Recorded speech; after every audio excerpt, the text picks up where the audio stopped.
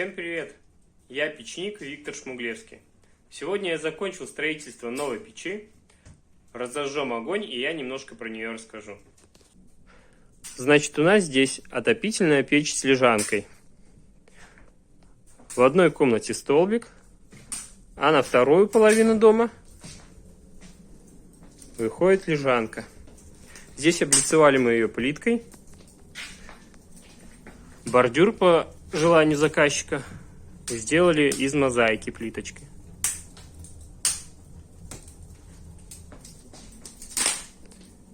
Как положено, противопожарные отступки к сгораемым поверхностям. Так вот по стенке выглядит печь сама. Печь из витебского кирпича на глине сложена. Имеется две задвижки. Основная поворотная. И, по желанию заказчика, задвижка для отключения лежанки. Первый раз затопили печку. Тяга отличная. Сейчас задвижка прямого хода закрыта.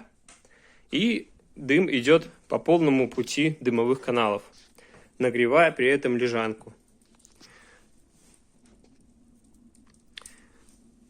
Мы можем открыть задвижку прямого хода. Тогда, минуя лежанку, дым будет нагревать только столбик печи.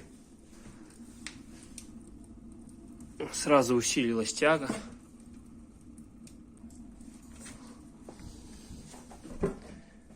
Закрываю эту задвижку. Дым пускается через лежанку. При этом основная задвижка всегда у нас открыта. Вот такая вышла у меня печь. И что интересно, 11 лет назад в этом же доме мой отец построил камин. Все это время заказчики им пользовались и говорят, что претензий к его работе нет. Весь дым тянет в дымоход. Верхняя арка всегда чистая. Все отлично функционирует.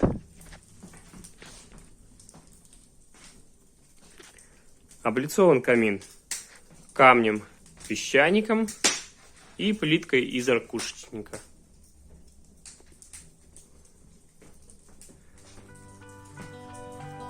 Так приятно работать рядом с творением отца.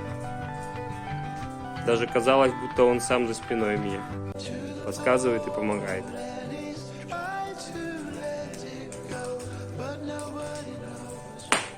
Всем спасибо и до новых встреч! Дымок выходит из трубы.